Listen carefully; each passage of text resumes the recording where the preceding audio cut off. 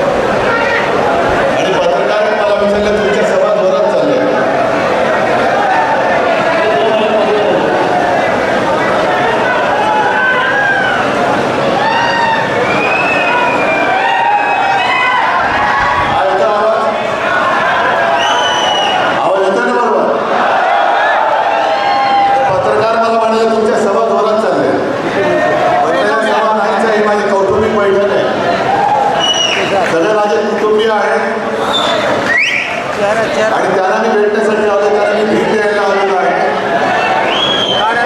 आणि तुमच्या साक्षीने जसं पहिलाच तुम्ही सांगितलं तसं मी तुम्हाला तमाम धाराशिवकरांना आणि महाराष्ट्राला सांगतोय की याने किती गद्दार फुगले, पण तुमच्या उरावती भरभार होल्याशिवाय उद्धव ठाकरे शांत बसतात नाही. मला अभिमान वाटतोय कैलासचा, मला अभिमान वाटतोय प्रवीण स्वामींचा. तसे 3 खासदार माझ्यासोबत आलेलेच आहेत. एक संजय राऊत आहेत, अनिल देसाई, अरविंद सावंत आणि चौथा आपला कट्टर निष्ठावंत राजाभाऊ वाजे, नाशिकचे खासदार. म्हणजे अरविंद सावंतांचं कौतुकच म्हणा. केंद्रामध्ये मंत्री होते आणि भाजपने दगा दिला. त्यावेळेला मी अरविंदला फोन करून सांगितलं की अरविंद, भाजपने दगा दिला, तुम्हाला राजीनामा द्यावा लागेल. अरविंदने एकही प्रश्न विचारला नाही, फक्त यस सर फोन ठेवला आणि जाऊन मोदींच्या राजीनामा दिला. दुसऱ्या अनिल देसाई, त्यांच्याही समोर मंत्रिपदाचा पान वाढलेलं होतं, पण त्याही वेळेला भाजपने दगाबाजी केली. समोर दिसत असलेलं मंत्रिपद नाकारून अनिल देसाई परत आले. संजय राऊतांच्या नादी पण लागतच नाही, पण कैलास जेव्हा 2022ला या गद्दार शिरोमणीने पहिला प्रथम जेव्हा आपल्याला फोडाफोडीच्या राजकारणामध्ये गुंतवलं, सगळ्यांना गाड्यात भरून घेऊन चाललं ते गुजरातला त्यांच्या माहेरी, तेव्हा कैलासने मला फोन करून सांगितलं की साहेब, आम्हाला कुठे नेतं कळत नाही, पण मला जायचं नाहीये. संधी साधली, कैलासने गाडीतनं उडी मारली आणि चालत चालत किती किलोमीटर कैलासाला कैलासलाच माहीत. मग तिकडनं त्याला परत आणण्यासाठी मी मुख्यमंत्री होतो, व्यवस्था केली. आणि कैलास सुद्धा त्यावेळेला समोर सगळं वैभव दिसत होतं, खोक्याची राशी पडल्या होत्या, पण त्या लाभमधून कैलास परत आलेला आहे. तसंच प्रवीण स्वामी सुद्धा. ही सगळी माणसं ही जीवाला जीव देणारी खरी माणसं आहेत. कारण हे भाग्यात असावं लागतं, हे लाभण्यासाठी भाग्य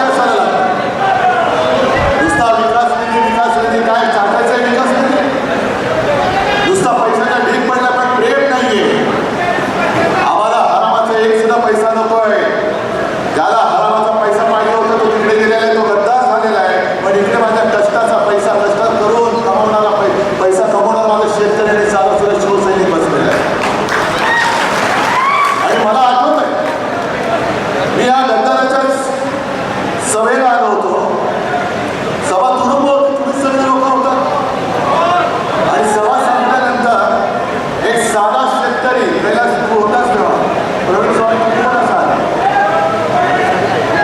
एक साधा शेतकरी एक पटवा घेऊन आला आणि मला म्हणाला की साहेब माझ्या हस्ते एक मला निधी द्यायचं आहे.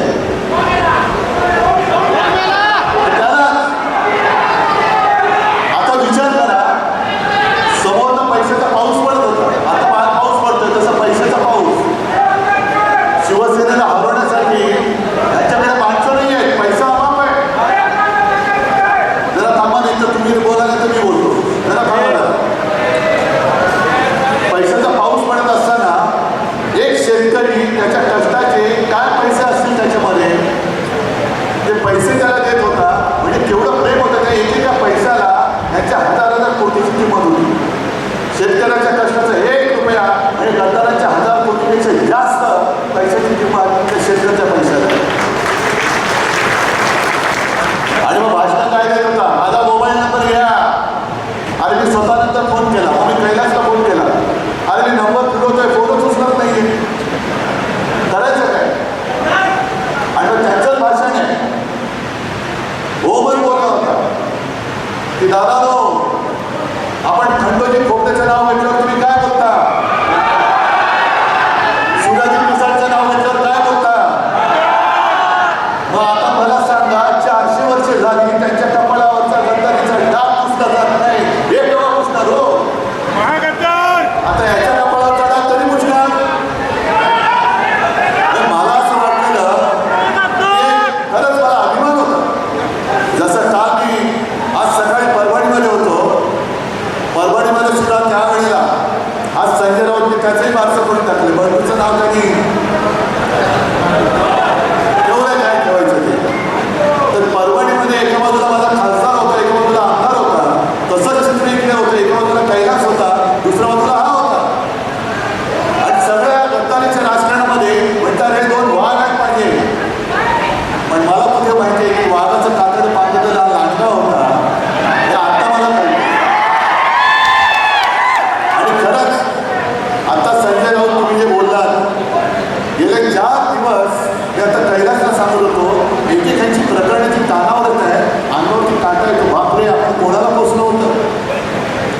कोणतरी मला विचारेल पत्रकार म्हणते का हो तुमच्याकडे होतं तेव्हा तुम्हाला माहीत नव्हतं खरंच माहिती नव्हतं. आणि आत्ताची जी काय प्रकरण मला कळत आहे तर समाजांची कुटुंब इथे आले तर मी भेटणार आहे आणि त्यांना वाऱ्यावरती आम्ही सोडणार नाही अजिबात सोडणार नाही अजिबात सोडणार. पण एक प्रकरणं ही आधी जर कळली असती तर मी तरी याला उमेदवारी दिली नसती. दुर्दैव आत्ता मला सगळ्या गोष्टी कानावरती येतात हे भयानक. असा माणूस आपण पोचला नसा आणि मी तुमची माफी मागतो कारण मी त्याला उमेदवारी दिली नसती तर तुम्ही मतदान केलं नसतं मतदान केलं नसतं तर ही नीट वाढलीच नसती. आता कोणाकडे गेल्या वर्षी आपत्ती आली होती त्यावेळेला सुद्धा अरविंद सावंत आणि सगळे मुंबईकरांनी इकडे पूर्ण जे काही सरकारचं राजा विचार आले होते अरविंद सावंत आले होते अनेक मुंबईकर आले होते आणि जे जे करता येणं शक्य होतं ते सगळं आपण केलं होतं. उद्धव ठाकरे फिरत नाही बोलणारे त्यावेळेला मदतीसाठी नव्हते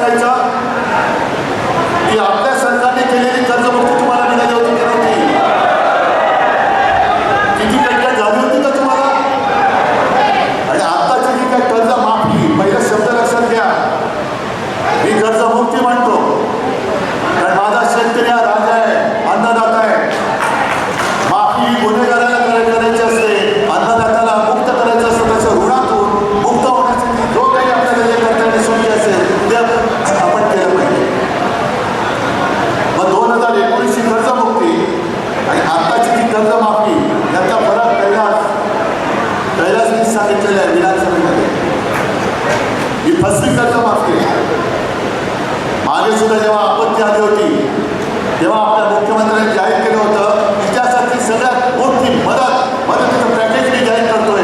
किती जणांना मदत मिळाली मला सांगा.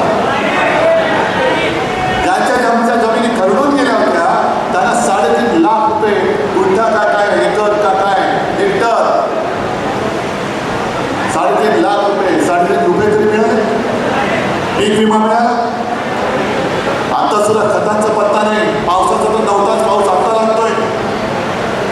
मग हे असं सगळं शेतकऱ्याचं वाटोळ करणारं जे सरकार आहे त्या सरकारला मदत करायला हा गद्दार तिकडे गेला. लाज वाटते मला. लाज वाटते मी तुमच्याकडे त्यांना उमेदवार करून दिला. हे सगळं अंदाधुंद चाललेले आहे. फसवणुकीचा कारभार चाललेला आहे. आणि त्यांचे जे काही रिलीज येतात आता विमानामध्ये बसले परभणीचा गद्दार बसलेला यवतमाळचा बसलेला हिंगोलीचा बसलेला हा चढायचा बाकी होता. छान चार्टर्ड फ्लाईट कुठून आणली विमानं कोणी दिला हा पैसा. शेतकऱ्याला कर्जमुक्त करण्यासाठी पैसा नाहीये. मोदी बाबांनी सांगितलं सोने खरेदी करू नका खासदार खरेदी करा. सोनं खरेदी करू नका ते कमी खा पैसा जास्त खा. सगळा असा खरंच उभं घालणारा आणि चीड आणणारा कारभार बघितल्यानंतर हे वाटतं तेवढं षडयंत्र सोपं नाही. यांची सत्ता तिकडे आहे. 2 वर्ष झालेली बहुमत आहे ना. मग बहुमत असल्यानंतर सुद्धा तुम्हाला का अजून उद्धव ठाकरेचा तुम्ही पक्ष पळवला उद्धव ठाकरेचं चिन्ह पळवलं. पण तरी देखील मी नवीन चिन्ह घेऊन तुमच्या ओढावरती माझे हक्काचे 9 खासदार बसवले होते. या धाराशिवकरांनी बसवला होता. मोदींचा चेहरा मी वापरला नव्हता. मी माझ्या स्वतःच्या वडिलांचा चेहरा वापरला होता. ही बिन बापाची पोरं त्यांना बाप पडवावे लागतात. ते दुसऱ्याचे बाप घेऊन मतं मागताय तरी देखील समोरून कोण निवडून आला त्यांना पैसे देऊन फोडताय. ही राजकारणातली बिन बापाची अवलाद आहे. ही गद्दाराची कीड आहे. ही कीड आता आपल्याला काढावी लागेल. हा महाराष्ट्र धर्म आहे. ही गद्दारी आई तुळजाभवानीच्या जिल्ह्यामध्ये झालेली गद्दारी आहे. जी मगाशी तुम्ही मला तलवार दिली भवानी तलवार अरे त्याच तलवारीने मोगलांची टक्कर देणारा आमचा छत्रपती शिवाजी महाराज होते. मग तेव्हा जर का शिवाजी महाराजांनी विचार केला असता मोगलांची ताकद एवढी आहे की माझ्याकडे निधी नाही आहे गेले असते शिवाजी महाराज तर आपण राहिलो असतो जिवंत. विचार करा जरा काय असेल तेव्हा निधी. मोगलांची प्रचंड फौज होती. हत्ती होते माजवलेले घोडदळ होतं तोफदळ होतं घोडेस्वार होते शस्त्रास्त्र होती पैसा अडका सगळं काही होतं. आणि त्यांच्या विरोधामध्ये स्वाभिमान स्वराज्य पाहिजे. ही गुलामगिरी करणार नाही म्हणून आपलं दैवत उभं राहिलं. म्हणून आपण त्यांना देव मानतो. छत्रपती शिवाजी महाराज भवानी मातेचा आशीर्वाद घेऊन त्या मोगलांच्या समोर औरंगजेबासमोर उभे राहिले होते. आणि त्याने त्यांच्यावर नाकावर पिचून राज्याभिषेक करून आपला मराठ्यांचा छत्रपती तो राजा झाला होता. म्हणून ते आमचे दैवत आहे. पण तेव्हा जर का तलवार टाकली असती हत्यार टाकली असती विकास निधीसाठी मी औरंगजेबाकडे जातो आहे. जरा खाली बसा थोडा जरा खाली बसा जरा खाली बसा. तर आज आपण जिवंतच राहिलो नसतो.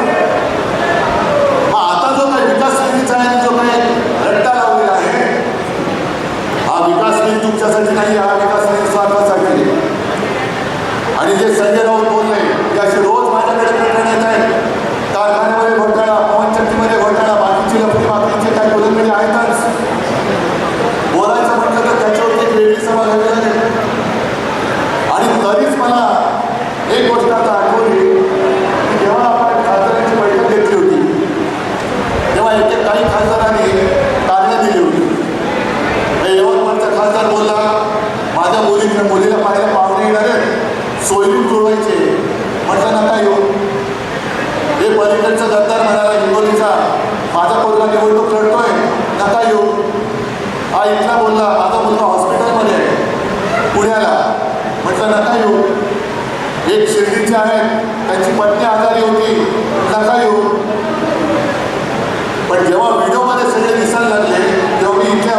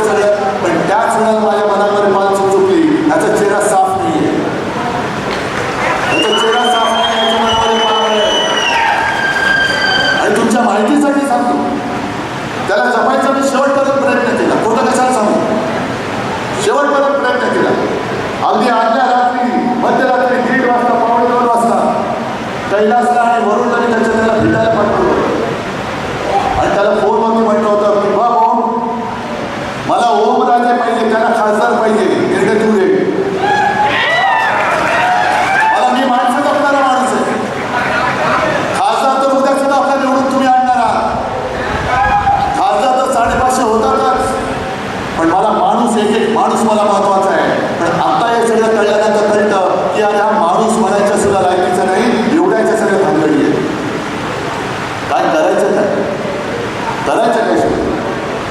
एक मुलात घेऊन आपण पुढे निघालेलो आहोत.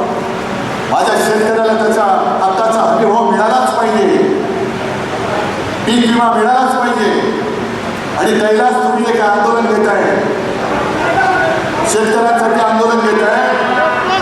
एक तर मी येईल, त्याचा आदित्य आला त्याशिवाय राहणार नाही. जो शेतकरी सरकार असेल त्याच्यामध्ये आम्ही उतरल्याशिवाय राहणार नाही. कालच्या हिंगोलीच्या बैठकीमध्ये सुद्धा काही शेतकरी आले. शक्तीपीठ महामार्ग जातोय, शक्तीपीठ महामार्ग जातोय, शक्तीपीठ महामार्ग जातोय. आमच्या शेतीची संपूर्ण वाट लावून जातोय.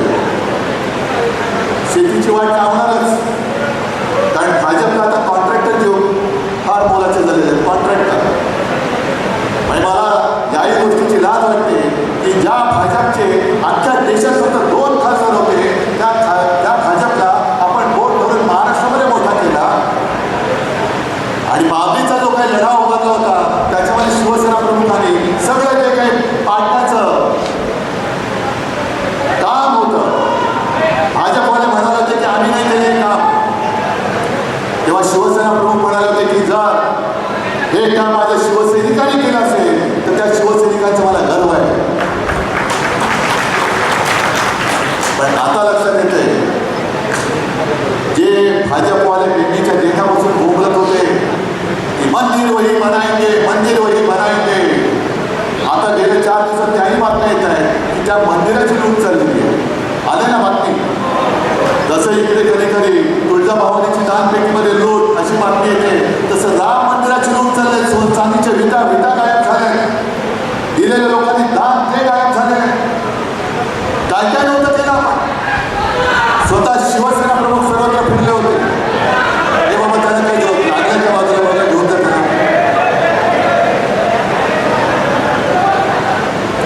स्वतः शिवसेना प्रमुख सगळीकडे फिरले होते, शिलापूजन केलं होतं, शिवसैनिक तिकडे गेले होते. आणि वातावरण पूर्ण भारावून टाकणारं वातावरण देशामध्ये झालं, हिंदुत्वाचं वातावरण निर्माण झालं. आणि त्या हिंदुत्वाच्या वातावरणाचा गैरफायदा घेऊन भाजपवाले तिकडे सत्य होते. राम मंदिर बांधलं गेलं. राम मंदिर बांधल्यानंतर आता जी लूट चाललेली आहे, ही लूट बघितल्यानंतर मला असं वाटतं की आता नवीन बीजेपी निर्माण झालेली आहे. आधीचं नाव होतं त्यांचं भारतीय जनता पक्ष. ज्या बाबराने राम जन्मभूमीच्या ठिकाणी मस्जिद बांधली होती, आता हे ते राम मंदिर लुटताय. म्हणजे बीजेपी म्हणजे बाबर जनता पार्टी झालेली. आता बाबर जनता पार्टी ही सगळी फसवणूक झाली. म्हणून लक्षात घ्या तुम्ही, आपण कशाला सामोरं जातोय. आणि या गद्दाराची हिंमत उद्या लोकसभेत गेल्यानंतर राम मंदिर लुटणाऱ्यांना शिक्षा का दिली जात नाही हे विचारण्याचं धाडस हा गद्दार करू शकणार आहे का? जे धाडस आपल्या शिवसेनेचे खासदार करतील, हे धाडस या 6 पैकी एका तरी गद्दाराच्या अंगामध्ये आहे. बाकीच्या भाजपवाल्यांचं तर सोडूनच द्या. मी सकाळी सांगितलं तेच परत सांगतोय की ही शिवसेना का फक्त आहे, कारण त्यांना महाराष्ट्र धर्म संपवायचा आहे, त्यांना मराठी माणसांची अस्मिता संपवायची. जे छत्रपती शिवाजी महाराजांनी आपल्या रक्तामध्ये स्वाभिमान भिनवलेलं आहे, देशप्रेम भिनवलेलं आहे, ते यांना पुसून टाकायचे आहे. आणि सगळं काही आहे होतं ते तर नेलंच, पण राहिले ते सुद्धा यांना गुजरातला न्यायचं आहे. लोकसभा निवडणुकीच्या वेळेला हा सुद्धा आपला एक प्रचाराचा मुद्दा होता. गेल्या 10 वर्षामध्ये इकडे धाराशिवमध्ये किती कारखाने आले, एक तरी कंपनी आले. सगळं काही गुजरात सगळे कॉन्ट्रॅक्टर सुद्धा गुजरातला. मला तर तानावा मला नाशिकचा कुंभमेळा होतोय, त्या कुंभमेळ्याची कॉन्ट्रॅक्ट सुद्धा गुजराती लोकांनी देऊन टाकली. महाराष्ट्रामध्ये एक सुद्धा स्वाभिमानी शिल्लक ठेवायचं नाही. आणि हा स्वाभिमान केव्हा संपेल? जेव्हा शिवसेना संपेल, जेव्हा ठाकरे संपेल, तेव्हा त्यांना इकडे मुक्तद्वार मिळेल. म्हणून ते एवढं करून सुद्धा ठाकरे संपत का नाही त्याच्यासाठी फोडाफोडी झाली. असं का नाही संपत? कारण ठाकरे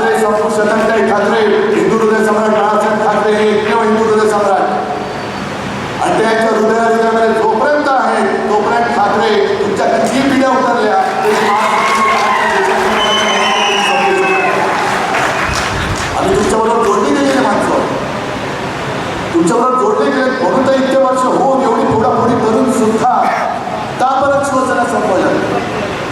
40 आमदार फोडले, शिवसेना संपली, 9 खासदार आले, परत त्यातले 6 फोडले, शिवसेना संपली. मग हे काय समोर हे दिसतंय काय? ही खरी शिवसेना आहे. बाळासाहेबांची शिवसेना आमदार खासदारांच्या संख्येमध्ये मोजता येत नाही. ती घराघरामध्ये पोचलेली आहे, प्रत्येकाच्या मनामनामध्ये आणि हृदयामध्ये घर करून बसलेली आहे. नुसती मन की बात म्हणून नाही चालत, दिल की बात करावी लागते. दिल की, हृदयात जागा करावी लागते. आणि आता सुद्धा इथे लटकणार आहेत, कारण 2 दिवसापूर्वी आपले 2 खासदार जाऊन ओम बिर्लाने जाऊन भेटून आले. त्यांना घटनेचे पुस्तक दाखवले, म्हणाले नाही माझ्याकडे आहे. मग त्याच्यामधला एक नियम दाखवले. आता ते काय म्हणतायत 6 झाले, 9 पैकी 6 म्हणजे 2/3 झाले. आणि माझ्या कानावरती आलं की यांचं कधीच ठरलं होतं, फक्त हा इथला जरा आवडून बसला होता. कारण त्याला माहिती होतं 5 झाले, 6 होईपर्यंत तुटड होत नाही म्हणून ताणून धरलं, भाव वाढवला आणि मग गेला. भाव वाढवून घेतला, पण तुटड गेले तरी काही होत नाही, तुटू शकत नाही. पण कायद्यामध्ये ते दिले, घटनेमध्ये ते दिलेलं आहे की 2/3 संख्येने जरी तिकडे गेले तर ते पक्षांतर करू शकत नाही, पक्षात विलीन होऊ शकत नाही. पक्षात विलीन होण्याचा निर्णय हा पक्षाने घ्यावा लागतो आणि त्याला 2/3 पाठिंबा द्यावा लागतो.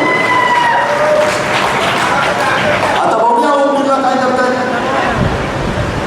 घटना तिकडे बसले, पण लोकसभेच्या वेळेला जे आम्ही सांगत होतो आणि म्हणून तुम्ही ऐकून आपला हक्काचा खासदार निवडून दिला, त्यांना 2/3 बहुमत पाहिजे. अब की बार 400 पार, कारण त्यांना घटना पाहिजे तुडवायची होती. आता सुद्धा 2/3 बहुमत करून काही घटनेमध्ये बदल करता येतात का ते त्यांना पाहिजे, म्हणून 2/3 बहुमत पाहिजे. मग उद्धव ठाकरेंचा पक्ष जमता आला नाही, ममता बॅनर्जीचा पक्ष कसा फुटला, अरविंद केजरीवालांचा कसा फुटला का? आम्ही सगळे घरात बसलो होतो. ममता बॅनर्जी तर रस्त्यावरती उतरून लढत होत्या, पण एका महिलेला म्हणजे महाराष्ट्रामध्ये लाडकी बहीण योजना दिली, त्याच्यानुसार मतं मिळवली. पण हे मागे ममता बॅनर्जी रस्त्यावरती उतरल्यानंतर 2.5 लाखापेक्षा जास्त फौज, सीमा सुरक्षा दल त्या बंगालमध्ये घुसून त्याने निवडणूक जिंकवली. हे यांचं शौर्य. तुम्ही बंगालमध्ये निवडणूक जिंकायला म्हणून सैन्याचा वापर करताय. मणिपूर करते का? मणिपूरमध्ये कोणी जात नाही, मणिपूरमध्ये सैन्य जात नाही. 12 वर्ष होऊन गेली, पाक व्याप्त काश्मीरमध्ये अजून एक पाऊल टाकायला घाबरताय. अरे 2.5 लाख फौज तिकडे घुसवा आणि पाक व्याप्त काश्मीर आपल्या त्यांना मी तुम्हाला पहिला पाठिंबा द्यायला तरी काय गरज आहे? कशाला पाहिजे करतात? देशासाठी काम करा, मी तुम्हाला पाठिंबा देतो. घुसवा पाक व्याप्त काश्मीरमध्ये फौज, आणा तो पाक व्याप्त काश्मीर माझ्या भारतामध्ये, मी तुम्हाला उद्धव बाळासाहेब ठाकरे तुम्हाला जाहीर पाठिंबा द्यायला तयार आहे, करून दाखवा हिंमत असेल तर. पण याच्यामध्ये काहीच करायचं नाही. फक्त कोणी काही अंगावर प्रश्न विचारला, आमचा पीक विमा कधी मिळणार? जय श्रीराम. शेतमालाला हरिभाव कधी मिळणार? जय श्रीराम. समाजाच्या कुटुंबियांना न्याय कधी मिळणार? जय श्रीराम. आहे असं हिंदुत्व नाही म्हणतो. आमचं हिंदुत्व वेगळं आहे. आम्ही सुद्धा प्रभू रामचंद्राला मानतो, जसं आई तुळजाभवानीला मानतो, तसं आम्ही सुद्धा जय श्रीराम बोलतो. पण आमच्या हृदयात राम, हाताला दाम आणि शेतकऱ्याच्या मालाला दाम, हे आमचं हिंदुत्व आहे. प्रत्येक प्रश्नाला उत्तर देणारं हिंदुत्व असलं पाहिजे. रामाचं जर का जय घोष करणार असाल तर राम राज्य काय होतं त्याचे पुरावे काढा आणि राम राज्य आपल्या देशामध्ये आणून दाखवा. रामाने सुद्धा, रामाकडे काय होतं? वनवासात असताना लंका जाळली होती त्याने. हनुमानाने लंका जाळली तेव्हा प्रभू रामचंद्र वनवासात होते. आर्थिक विकास कधी मिळत नाही, मी लंका कशी जाळू असा प्रश्न पडला असता तर लंका जाळायचे, पण राम सेतू करायला निधी मिळत नाही. मग गेले रामकडे ही सगळी खोतांड बंद करा. स्वतःची पापं झाकायला तुम्ही तिकडे गेलेला गद्दारी केलेली आहे आणि स्वतःचा निधी, खाजगी निधी वाढवून मिळण्यासाठी म्हणून तुम्ही गेलेला आहे. हा आमच्या सगळ्या धारावी करायचा नाही, तर धाराशिव करायचा नाही, तर आमच्या महाराष्ट्राचा आरोप आहे. आतापर्यंत भावनेचं गणित खूप झालं, भावनेचं गणित खूप झालं. काय झालं तिकडे? नाही का शेतकऱ्यांनी आभार व्यक्त केले. दादा, आभार व्यक्त करण्याची गरज नाही. जे कर्तव्य मला करता शक्य असेल ते मी करतोय. दुर्दैवाने या गद्दाराने आपलं सरकार पाडलं नसतं तर जे मी माझ्या पहिल्या मुख्यमंत्री काळाच्या पहिल्या वर्षी शेतकऱ्यांची कर्जमुक्ती केली होती, कदाचित आणखीन एकदा मी 5व्या वर्षी सुद्धा केली असती. पण मला जाणीव कोरोनामध्ये संपूर्ण अर्थचक्र बंद पडलेलं असताना महाराष्ट्राचं अर्थचक्र जर कोणी चालू ठेवलं असेल तर ते माझ्या अन्नदाता शेतकऱ्यांनी चालू ठेवलं. संपूर्ण ज्या लॉकडाऊनमध्ये होतं वर्क फ्रॉम होम, पण शेतकरी जर का वर्क फ्रॉम होम करत बसला असता तर आपण भुकेने गेलो असतो. ते मोठे उपकार तुमचे महाराष्ट्रावरती, या देशावरती काही जगावरती आहे. त्याच्यावर तुम्ही कृतज्ञता करून आम्ही केली पाहिजे. आज असे असंख्य विषय मुळामध्ये आणखी एका गोष्टीचं मला एक तुम्हाला सांगणं गरजेचं आहे. हे बघताना बरोबर वाटलं तर शिवसेनेचे खासदारांनी फोडले, पण एक प्रश्न तुम्ही तुमच्या मनाला विचारून बघा. ज्या गटामध्ये गेलेले शिंदे सेनेमध्ये, शिंदे सेनेमध्ये गुलाम सेने गेले, त्या गुलामांचं काय भवितव्य आहे का? भवितव्यच नाहीये, कारण वापरा आणि फेकाही भाजपची नीती आहे. मग हे 6 खासदार भाजपामध्ये का नाही गेले? आहे प्रश्न कोणाला पडलाय? प्रश्नाचं उत्तर आहे कारण हे भाजपाच्या अंतर्गत जी गटबाजी आहे हे ऑपरेशन देवेंद्र फडणवीस चालू आहे. आपण देवेंद्र फडणवीस येत्या काही काळात कदाचित देवेंद्र फडणवीसांची मुख्यमंत्र्यांची खुर्ची सुद्धा गेली तर मला नवल नाही वाटतं. हे मोठं तटकारच सुरू आहे, कारण प्रत्येक गोष्टीचा एक शेवट असतो. याच्यानंतर कोण, त्याच्यानंतर कोण, तसं दिल्लीत सुद्धा सुरू झालंय की आता बाबा ते बसले त्यांच्यानंतर कोण, आणि मग त्यांच्याची काही प्रसिद्ध सुरू झालं. तुका मी जे पंतप्रधान पदाच्या शर्यतीमध्ये आहे त्या सगळ्यांचा पत्ता 29 पर्यंत काय घोटं केली आहे तुम्ही बघा. 29 साल 3 वर्ष राहिले. एक मध्य प्रदेशचे मुख्यमंत्री होते शिवराज सिंग चौहान, त्यांच्या चेहऱ्यावरती मध्य प्रदेशची निवडणूक भाजपा जिंकली होती. अत्यंत लोकप्रिय माणूस, सगळेजण आले मामा आ जाओ, मामा आ जाओ, मामा आ जाओ. मग दिल्लीला पण बोलवलं मामा आ जाओ, आणि मामा पण आले अडगडीवर. मामाचं नावच नाही कोण देत, कारण कदाचित मामा पंतप्रधान पदाच्या शर्यतीत उतरले असते. एवढे शिवराज चौहान हे त्याचे लोकप्रिय नेते होते. त्याच्या यादी नितीन गडकरी, आपल्या महाराष्ट्राचा मराठी माणूस, भाजपचे अध्यक्ष होते. दुसरी टर्म त्यांना मिळत होती, बरोबर त्यांच्या भानगडी काढल्या गेल्या आणि त्यांनी हे फेकून दिलं का त्यांना परत अध्यक्ष झाला तर संघ ह्यांना पंतप्रधानपदी बसल्या. संघाचा पाठिंबा गडकरींना होता आणि गडकरी पंतप्रधान होऊ नये म्हणून गडकरीचे पंख छाटले आणि आता तेच परत देवेंद्र फडणवीसांसमोर आला.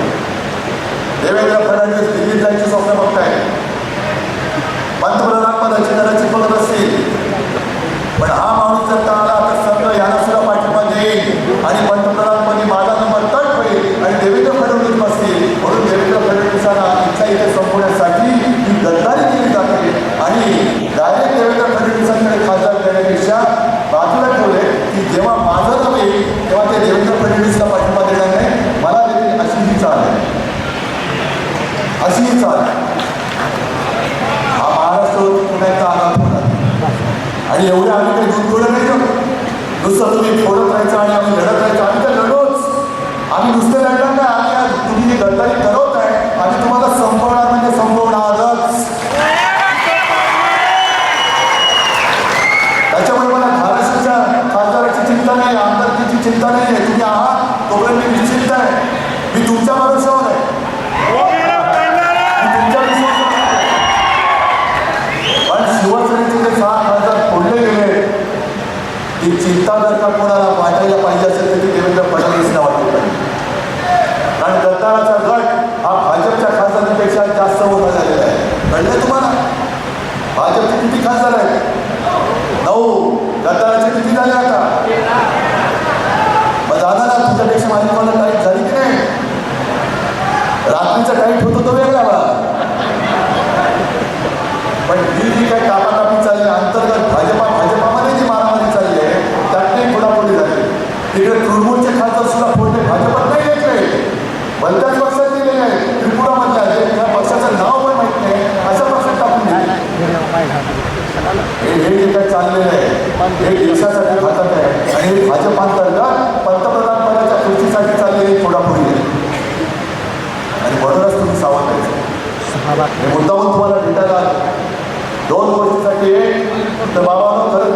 चूक झाली त्याच्याबद्दल मी तुमची क्षमा मागतो. तुम्ही चुकीचा माणूस तुम्हाला दिला, तुम्ही माझ्यावरती भरोसा ठेवून त्याला निवडून दिला आणि असं दत्तान दिला म्हणून मी तुमची माफी मागतो. आणि दुसरा शब्द मी तुम्हाला देतो, तुम्ही त्या दत्तावरती अवलंबून नाही, तुमचं माझं नातं थेट आहे. किती सांगा जोपर्यंत जीवात